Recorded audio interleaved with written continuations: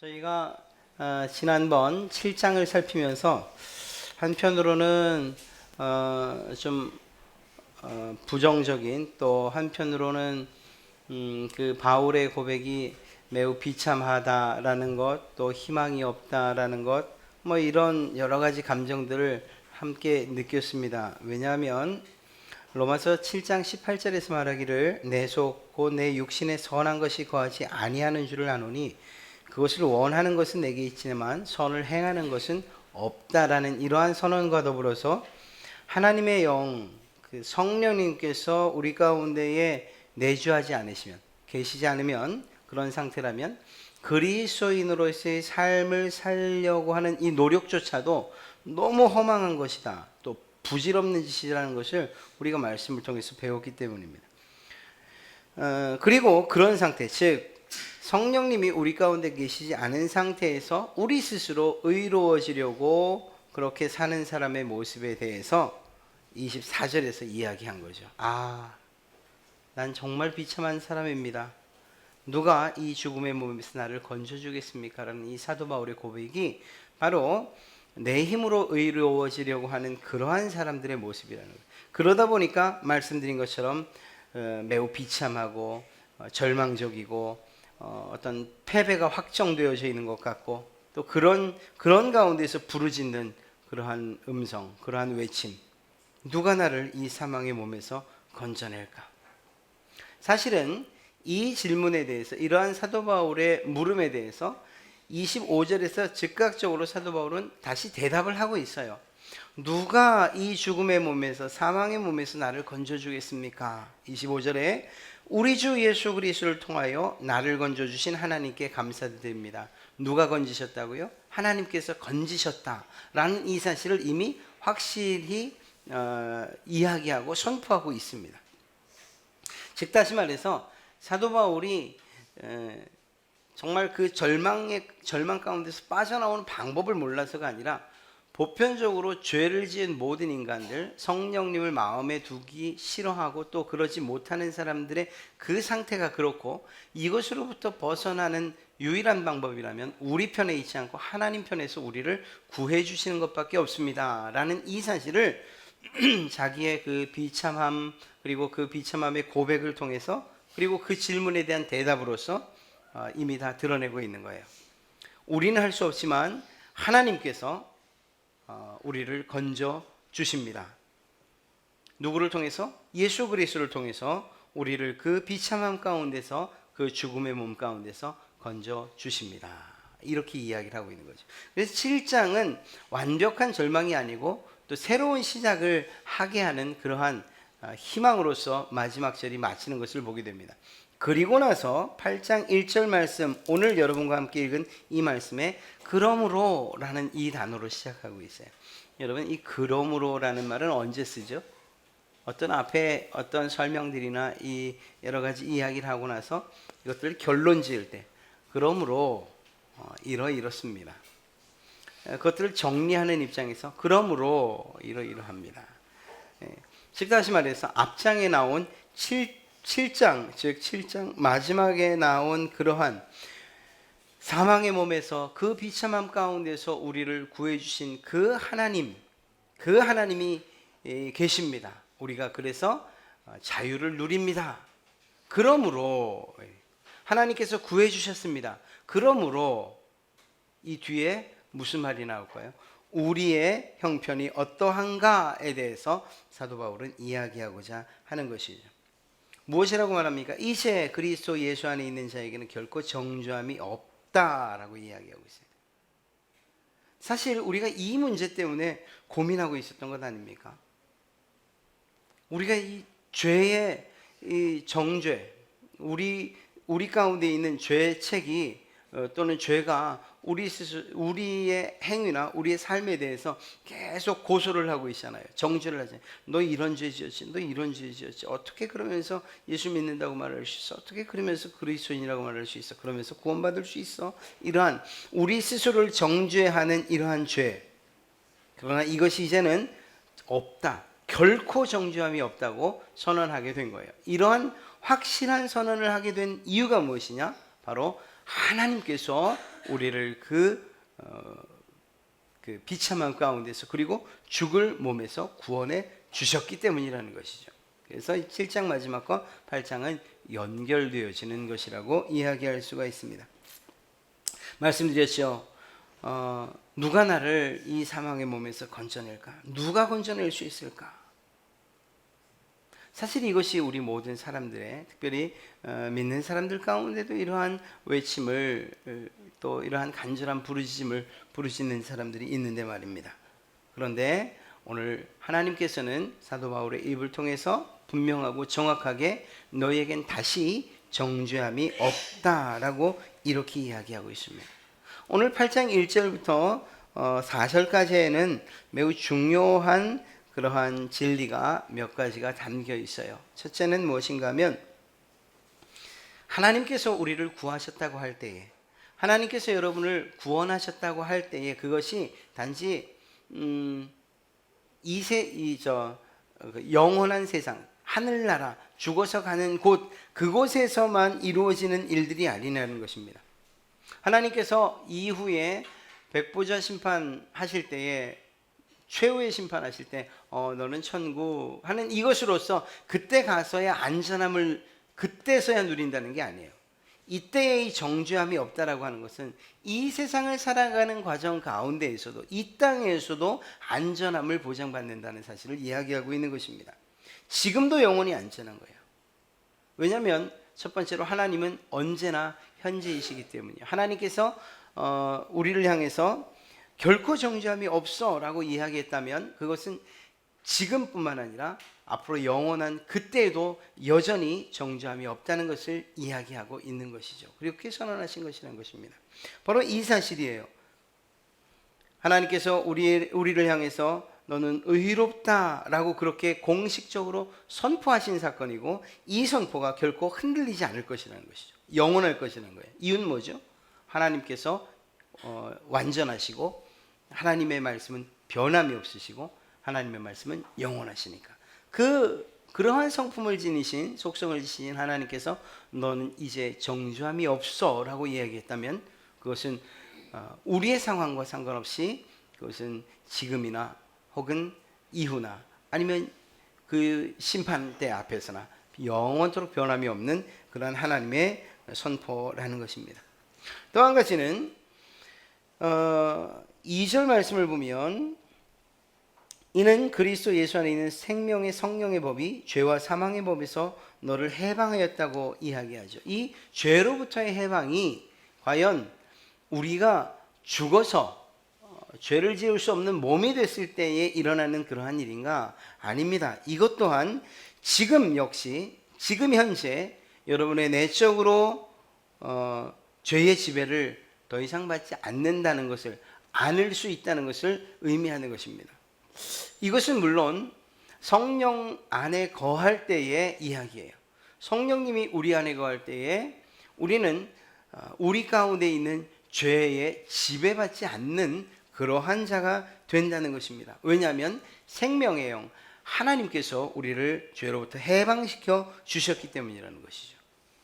이 사실이 지속적으로 우리의 삶 가운데 영향을 미치다가 정말 하나님 앞에 서는 그날, 그리고 영원한 천국에 이르는 날, 죄와는 완전한 결별, 그것으로부터 완전한 해방을 우리는 맛보게 될 것이라는 것입니다. 이 사실은 무엇을 의미하는 것인가?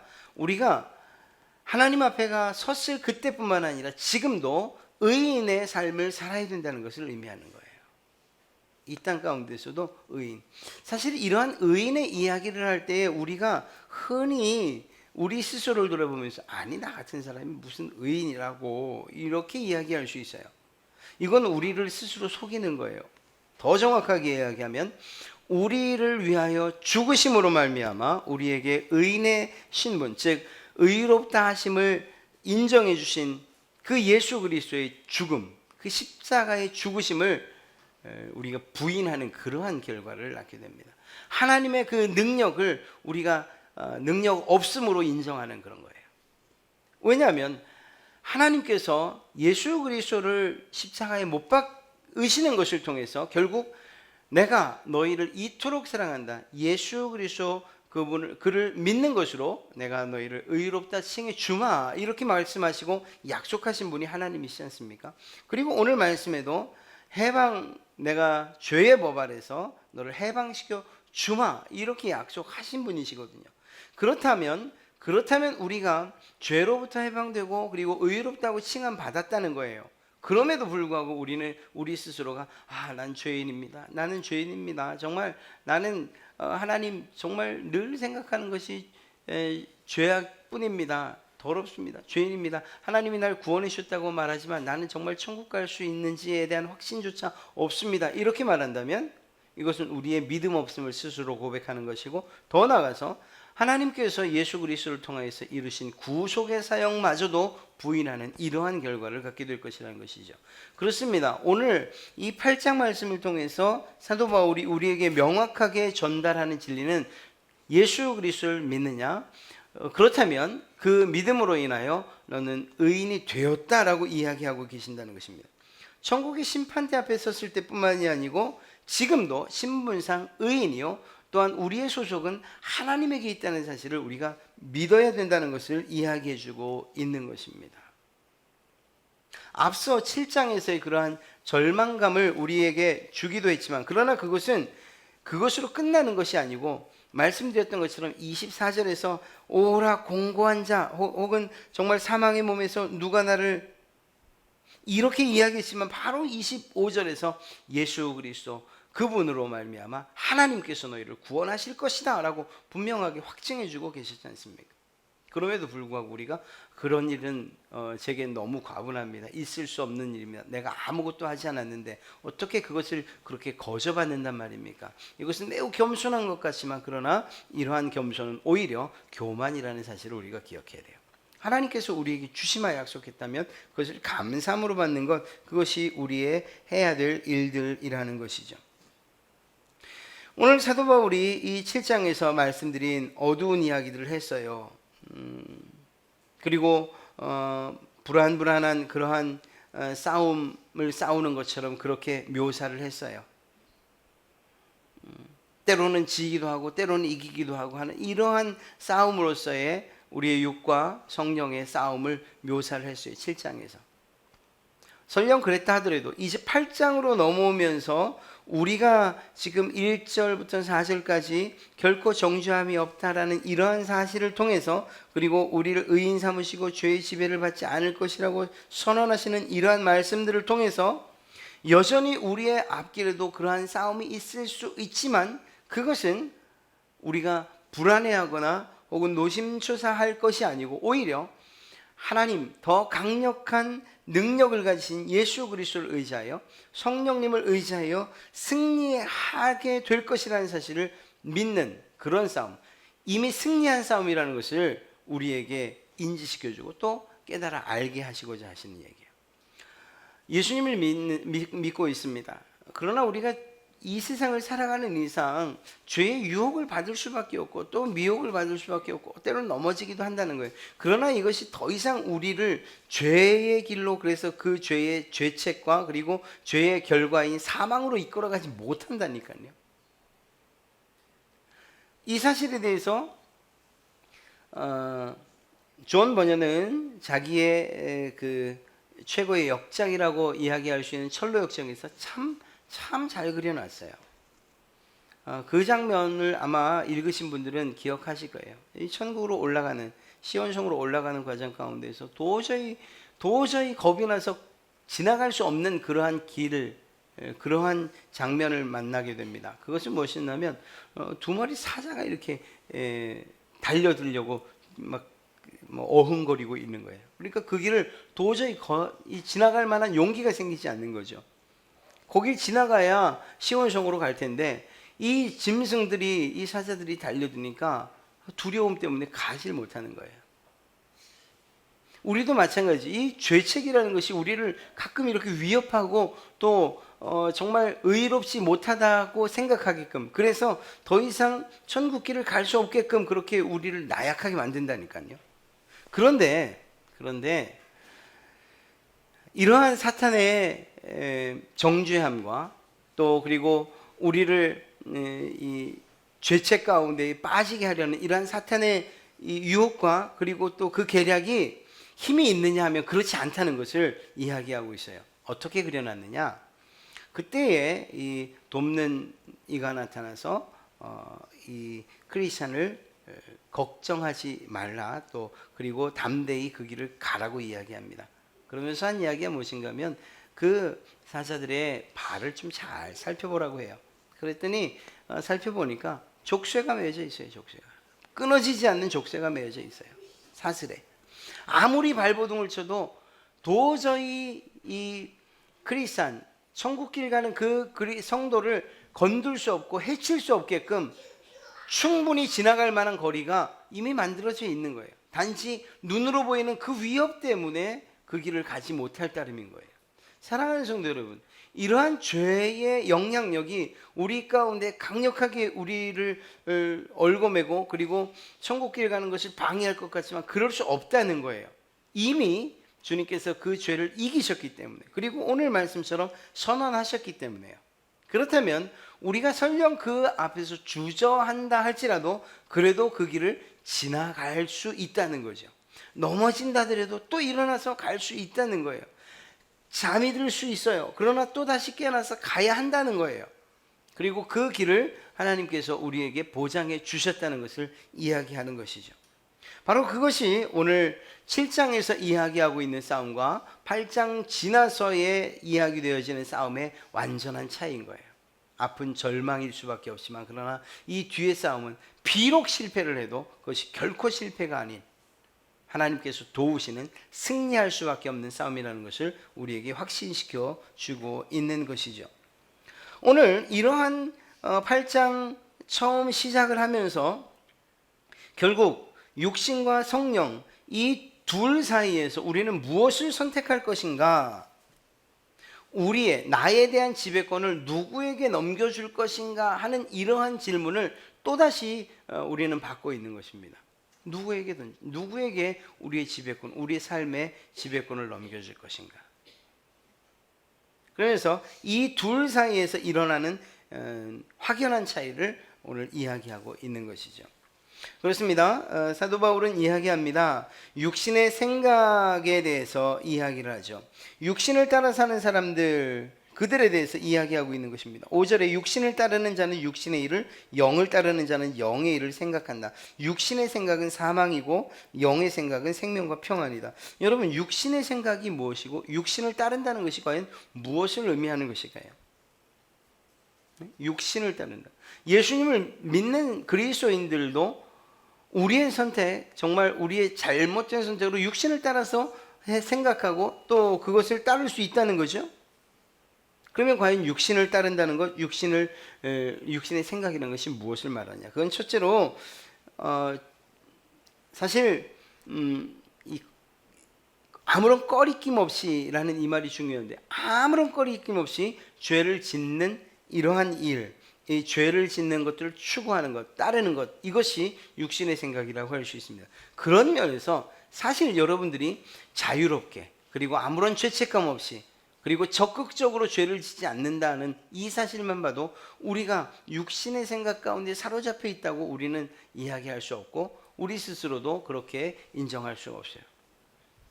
어떤 면에서는 때로 넘어지고 그 길로 가고자 하는 이런 생각도 있지만 또다시 바로잡아서 성령의 생각대로 그리고 성령님의 뜻대로 살아가는 우리의 모습을 보면서 육신의 생각이 내가 지금 육신의 생각대로 살지 않는구나, 이렇게 확신하셔도 된다는 것입니다. 거침없이 아무런 꺼리낌 없이 죄를 추구하는 이러한 뜻이 바로 이 육신의 생각에 담겨 있는 뜻입니다. 또 다른 뜻은 무엇인가 하면 이 죄를 소망한다는 거예요. 죄 짓는 것들을 즐거워한다는 것이죠. 세상에 죄 짓는 것을 즐거워하는 사람이 어디 있습니까? 그렇죠. 죄를 즐거워하는 사람은 없을 것입니다. 그런데 죄가 주는 쾌락은 즐거워할 수 있다는 것을 우리는 기억해야 돼요. 죄가 주는 그 고통과 그리고 그 죄의 결과로 우리가 어떠한 일을 당할 것이라는 것을 알매도 불구하고 무엇이 더 강하냐 하면 그 죄가 주는 쾌락이 더 아주 자극적이고 그것이 더 좋아서 죄를 짓게 되는 것, 이것이 육신의 생각이 사로잡힌 사람들이라는 것입니다. 이것을 설명할 때 우리가 앞전에도 이야기했던 것처럼 중독이라는 표현을 쓰면 아주 적합할 수 있습니다.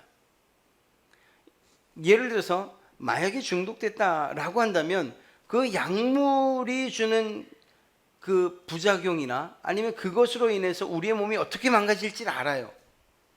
그걸 모르고서 이걸 계속하는 사람은 없어요.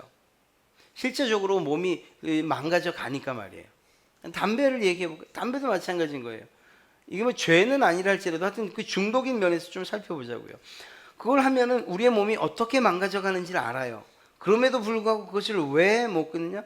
그것으로 느끼는 스트레스를 해소한다고 하는 그러한 쾌감, 혹은 약물을 통해서 얻는 그러한 짜릿함, 그리고 몸의 어떤 자극들, 이것들을 이기질 못하는 거죠. 그러니까 우리의 몸이 망가져 간다는 것을 알면서도 또다시 그것을 할 수밖에 없는 거예요. 이것을 죄에 적용시켜 본다면 바로 육신의 생각, 그리고 육신을 따른다는 것이 이러한 의미라는 거예요. 우리가 그리스도인인데 예수님을 믿는 사람이고, 앞서 말씀드린 것처럼 정말 육신의 생각과 성령의 생각이 싸우는 그런 입장에 있다고 볼 때에 우리들이 알아요. 육신을 따라가면, 육신의 생각대로 살면 우리가 어떠한 결과를 맺을 건지 알아요. 그런데 무엇 때문에? 죄 짓는 것과 육신의 생각을 따라갈 때 느끼는 그러한 즐거움과 쾌락을 이기지 못해서 성령님의 생각을 접어둔 채 육신을 따르는 경우가 있다라는 거죠. 이것이 바로 육신의 생각과 육신을 따른다는 의미입니다. 그런데 이보다 더 적극적인, 그리고 더 정확한 육신을 따른다, 혹은 육신의 생각이란 게 무엇이냐면 이건 우리의 믿음과 관련되어 있는 거예요. 즉 다시 말해서 우리의 의로움, 내가 의롭게 되는 것, 내가 구원받는 것, 내가 열심히 일하면, 내가 의롭게 살면, 내가 이렇게 행동하면 내가 의로워질 수 있다고 생각하는 것, 이것이 육신의 생각의 아주 중요한 포인트입니다. 우리의 구원을 이야기할 때 내가 이룰 수 있어, 내가 무엇인가 한다면, 내가 이러이러한 기준에 맞춰서 하나님의 말씀을 지켜간다면 나는 의로워질 수 있어. 아니, 내가 이 정도 신앙생활을 했으면, 이렇게 바르게 생활했으면, 내가 이렇게 헌금 생활도 하고, 내가 이렇게 봉사도 하고, 정말 누가 봐도 인정받을 만한 그런 신앙의 삶을 사는데 나 같은 사람을 구원시키지 않는다면 과연 누가 구원받겠어? 만약 이렇게 생각한다면 그것이야말로 육신의 생각이라는 것이고, 그렇게 살아가는 삶을 육신을 따르는 삶이라고 이야기할 수 있는 것입니다.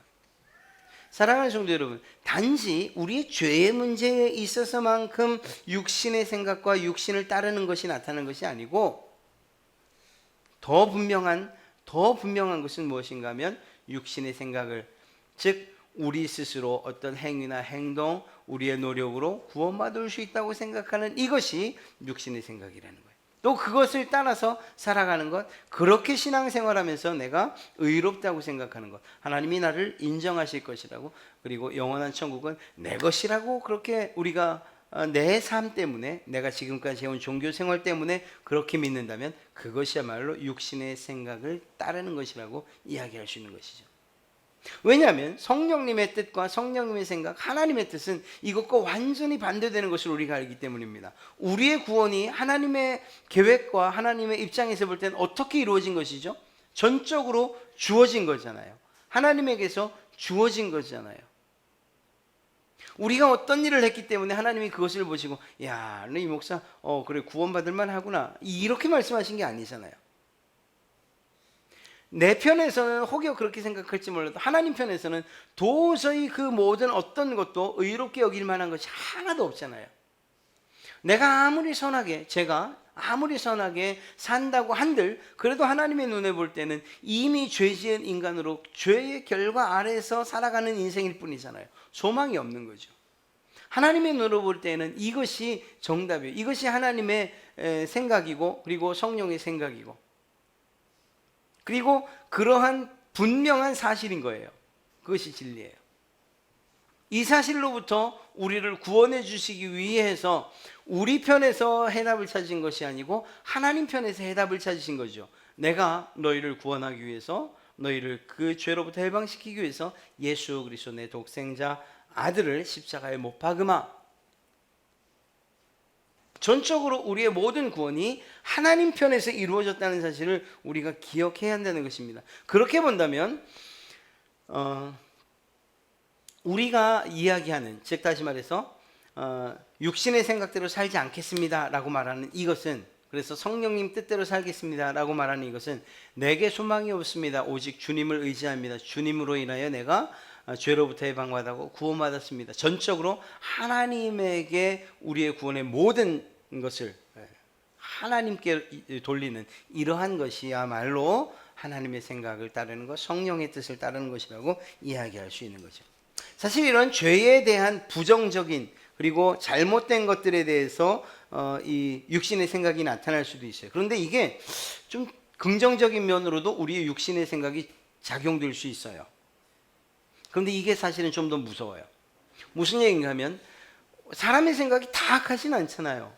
우리 믿지 않는 사람들의 생각들이 다 악합니까? 우리 사람들을 눈에 볼 때 돕는 일들, 또 선한 일들 얼마나 많이 해요. 뭐 자기 성공만이 아니고 자기 의지나 혹은 어떤 사람의 그 사고, 사상 이런 것들을 통해서 모든 사람들을 유익하게 하고 뭐 또 도움을 주고 하는 사람들이 얼마나 많아요.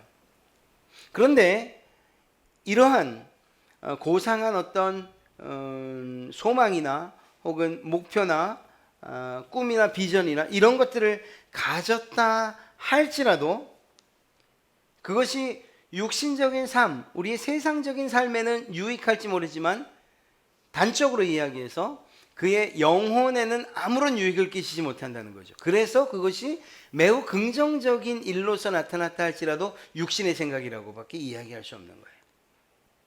그러니까 예수 그리스도가 아니고서 정말 하나님이 주시는 생각이 아니고서는 다른 어떤 것들이 우리의 삶을 다 유익하게 한다 할지라도, 정말 인류의 평화에 기여를 한다고 할지라도, 정말 기아를 세계적으로 일어나는 기아를 해결할 만한 그러한 능력이 어떤 한 사람에게서 시작되고 또 그 일들이 이루어졌다 할지라도, 범죄가 사라졌다 할지라도, 그래서 이런 긍정적인 역할들을 어떤 한 사람이 했다 할지라도 그것이 육신의 생각, 육신을 따르는 것이라고 이야기할 수밖에 없는 이유는 무엇인가 하면 그러한 일들이 그의 영혼에 아무런 영향을 끼치지 못하기 때문이라는 거죠.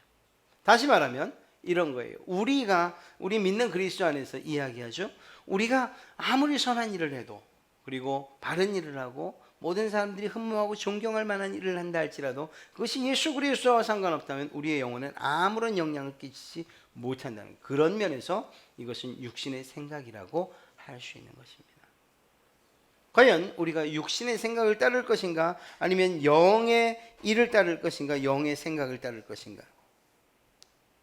결과는 분명해요. 육신의 생각은 결국 사망으로 이르게 되고 영의 일과 영의 생각은 생명과 평안으로. 더 중요한 것은 무엇인가 하면 육신의 생각은 우리 사람들에게 혹은 내 개인에게 유익한, 그리고 우리의 몸을 즐겁게 하고 쾌락적인 어떤 요소가 있다 할지라도 그것은 결국은 하나님과 원수되어지는 일이고, 반대로 육신의 하나님의 생각은, 그리고 또 이 성령의 생각은 결국 하나님과의 관계 가운데서 자녀 삼으신, 그래서 하나님을 기쁘시게 하는 이러한 일들이 될 것이라는 거죠. 여러분은 어떠한 생각을 가지고 무엇을 따라 사시겠습니까? 육신의 생각과 육신을 따라 사시겠습니까? 아니면 성령의 생각과 성령을 따라 사시겠습니까? 이러한 질문에 대답은 자명할 수밖에 없어요. 비록 이 세상 가운데에서 우리가 인정받는 것이 있다 할지라도 그것이 우리의 영혼에 아무런 유익이 없다면 우리는 그 생각을 버리고 오히려 하나님의 뜻을 따르는 거죠. 그렇다고 해서 우리의 선한 생각들이 무시되거나 망가지는 것은 아니에요. 놀랍게도 우리가 주님을 따르겠습니다 라고 하면 그 주님의 생각은 우리의 생각보다 더 선하고 더 바르고 더 옳아서 우리 스스로 했던 그 일들이나 또 계획했던 것보다 더 아름답고 선하게 사용되어질 것이라는 거죠. 사랑하는 성도 여러분, 우리가 무엇을 따를 것인가 선택해야 된다면 우리는 반드시 하나님 편에서는 성령의 일과 성령의 생각을 따르는 그러한 자들이 되어야 할 줄로 믿습니다. 오늘 이 성령 안에 거하시기 때문에 성령 안에 거하신다는 이 사실, 그리고 성령 때문에 우리가 누리는 유익이 무엇인가 좀 살펴보고 마치려 합니다. 성령 안에서 우리가 살 때에 누리는 유익이 무엇인가 하면 그것은 8장 14절에 있는 말씀처럼 무릇 하나님의 영으로 인도함을 받는 사람은 곧 하나님의 아들이라. 즉 하나님의 인도함을 받는다는 거예요. 그건 당연한 거죠. 예를 든다면 우리가 흔히 드는 예가 그거죠. 우리의 육신을 어떤 자동차라고 할 때에 그 자동차는 누구의 뜻에 따라서 움직여집니까? 운전자의 뜻에 따라서 움직여지는 거예요. 즉 다시 말해서 우리가 성령 안에 거한다, 성령님을 우리의 주인으로 모시고 산다 할 때 우리의 삶은 그분의 뜻에 따라서 움직여지는 거죠. 이 말을 다른 표현으로 하면 그분의 인도하심을 받는다. 오늘 말씀대로 그렇게 이야기할 수 있는 거예요. 그리고 그분의 인도함을 받는 사람들, 그들을 무엇이라고요? 하나님의 아들이라고, 하나님의 자녀라고 일컬어 주시겠다 했죠. 사랑하는 성도 여러분, 성령님께서 여러분들을 주관하게 하십시오. 여러분들의 주인이 성령님이 되어 주십시오라고 요청하십시오. 그리고 기도하십시오. 그리고 그렇게 살아가십시오. 그때에 하나님께서 여러분들을 인도해 주실 것입니다. 실제적인 인도를 이야기하는 거예요. 그 다음에 또 무엇을 말씀하고 계신가 하면 두 번째로 15절에 말하는 것처럼 이 두려움 없는 관계가 된다는 것을 이야기하고 있습니다.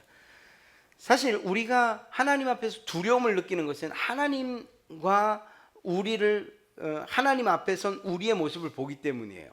하나님의 그 죄 없으시고 거룩하심 앞에 우리의 죄가 드러나니까 그것이 두려운 거예요. 마치 이런 거죠.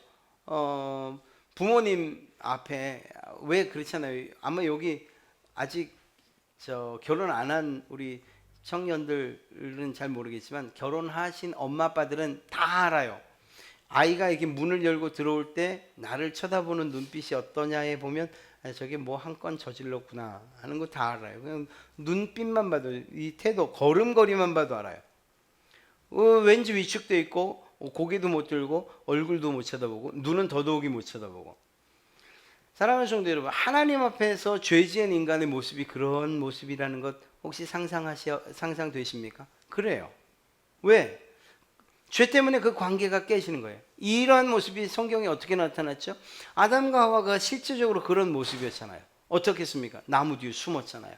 하나님 앞에 나를 드러내기를 힘들어 했잖아요. 그래서 나무 뒤에 숨었죠. 이 관계가 성령님께서 우리 가운데 역사하시고 우리가 성령님을 따르기로 결정하면, 그리고 작정하면 이 관계가 회복되어진다는 건데, 이 관계가 어느 만큼 회복되어지느냐? 매우 친밀하게. 그래서 오늘 성경에는 아빠, 아버지라고 부르는 이러한 관계까지 이루어질 수 있다고 이야기하고 있습니다.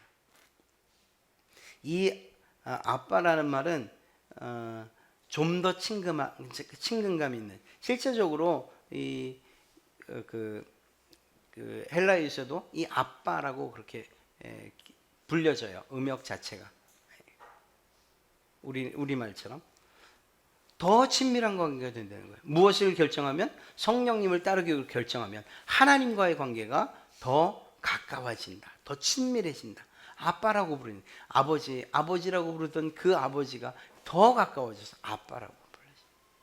이 정말 감사한 일이 아닐 수가 없는 거죠.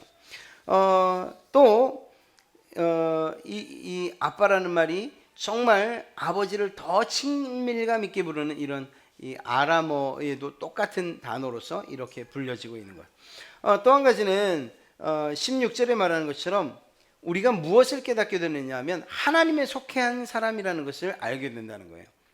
16절에 성령이 친히 우리의 영과 더불어 우리가 하나님의 자녀인 것을 증언하신다. 예, 우리가 하나님의 자녀, 하나님에게 소속됐다는 것을 그것을 마음속에 강하게 인식시켜주고 깨닫게 하신다는 거예요.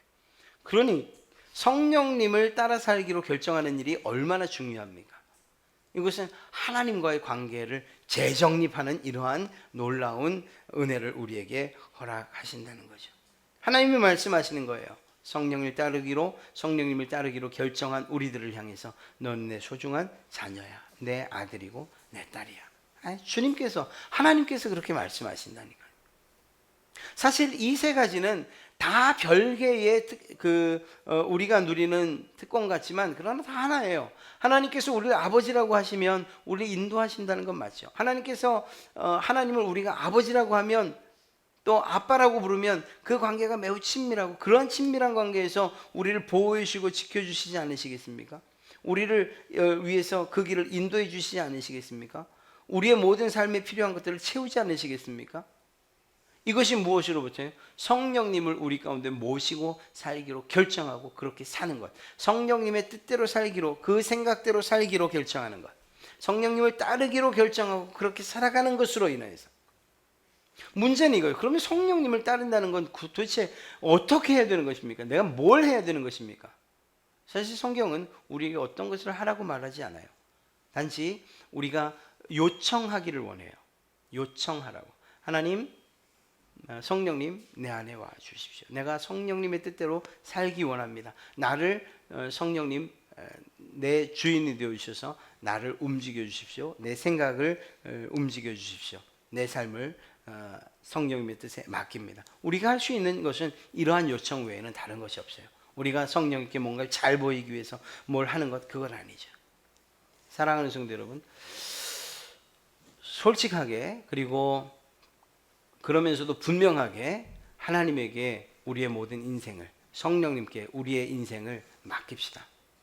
하나님 내 주인이 되어 주십시오라고 기도하십시다. 이때에 하나님께서 우리를 거절하지 않으시고 우리 가운데에 임재하시고 성령님께서 여러분들의 주인이 되시는 놀라운 역사가 있을 줄로 믿습니다. 이러한 때에 결코 정죄함이 없나니라는 이 말이 우리에게 더 깊이 느껴질 것이고, 그리고 그러한 관계 가운데서 내가 하나님을 아버지라고 부른다는 것, 그러한 긴밀한 관계가 되었다는 사실들을 다시 한번 깨달으며 우리는 세상을 어떻게 담대함으로 정말 두려움 없이 살아가게 될 줄로 믿습니다. 세상 두려운 게 얼마나 많아요. 많아요. 여러 가지 우리를 옥죄이는 것들도 많고 두렵게 하고 떨리게 하는 것들도 많고요. 공포 가운데 몰아넣는 것도 많고요. 뭐 자연재해가 그렇고 또 우리가 살아가는 그런 삶이 그렇고 재정적인 문제가 그렇고 많아요. 그러나 이러한 생활을 해 나갈 때 그러한 불안한 세상을 살아간다 할지라도 우리가 전혀 그것에 흔들림 없을 수 있는 이유가 무엇이냐? 하나님이 내 주인이 되신다고.